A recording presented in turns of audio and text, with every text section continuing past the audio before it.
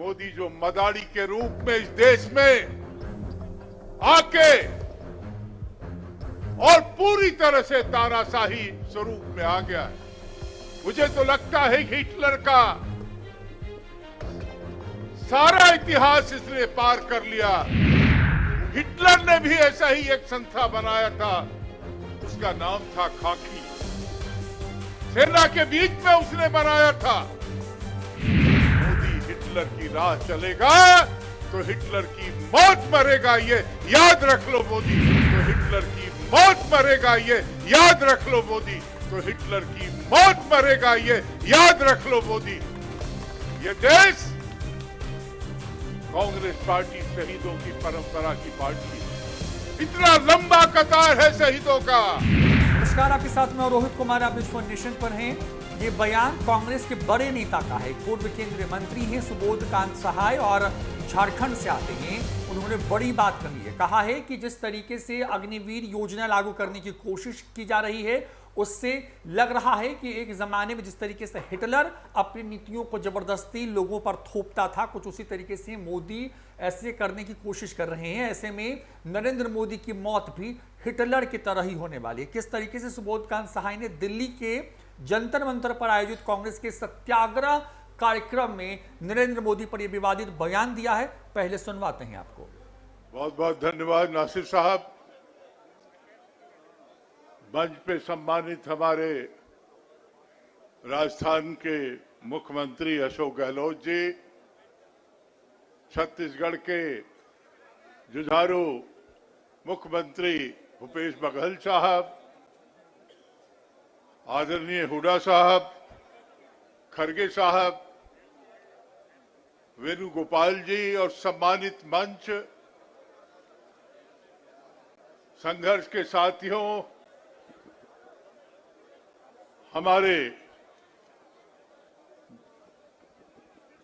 आज ये खास जो पिछले 10 दिन से संघर्ष का पर्व हम लोग मना रहे हैं, और वो उत्साह, वो लगन, समर्पण देखने को मिल रहा है। किसी के चेहरे पे शिकन नहीं है, इसलिए कि 135 साल का इतिहास मोदी को शायद पता नहीं है, लेकिन कांग्रेस जन को इस बात का अंदाजा है कि हम किस लेगेसी को, किस परंपरा को लागू करते हैं। मैं गर्व के साथ कहना चाहता हूं, सेना के कुछ परिवार का मामला था और राहुल जी को हमने उस दिन देखा कि दिल्ली के 5 थाने में उन्होंने गिरफ्तारी दिया था एक दिन में, और मुझे लगा कि इस आदमी में दम है। 5 थाने में दिल्ली में गिरफ्तारी दिया था। कोई हरियाणा के ही सेना के परिवार का कोई विषय था, और उसको मोदी सही में आंख डाल के बात करने वाला इस देश में अगर कोई एक व्यक्ति है तो उसका नाम है राहुल गांधी, और उसको मोदी गिदड़ भपकी से डराना चाहते हो।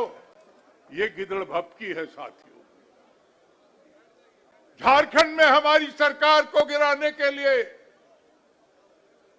वह हमारी सरकार है गठबंधन की, गिराने के लिए 1.5 महीने से ईडी हर दिन रेड चल रहा है। हर तरह से मुख्यमंत्री को कैसे फंसाया जाए।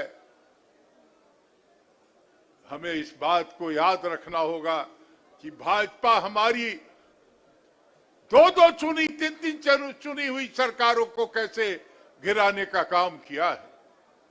और ये लुटेरों की सरकार, मोदी जो मदारी के रूप में इस देश में आके और पूरी तरह से तानाशाही स्वरूप में आ गया है। मुझे तो लगता है कि हिटलर का सारा इतिहास इसने पार कर लिया। हुड्डा साहब बड़े गांव की भाषा में समझा रहे थे। हिटलर ने भी ऐसा ही एक संस्था बनाया था, उसका नाम था खाकी। सेना के बीच में उसने बनाया था। मोदी हिटलर की राह चलेगा तो हिटलर की मौत मरेगा, ये याद रख लो मोदी।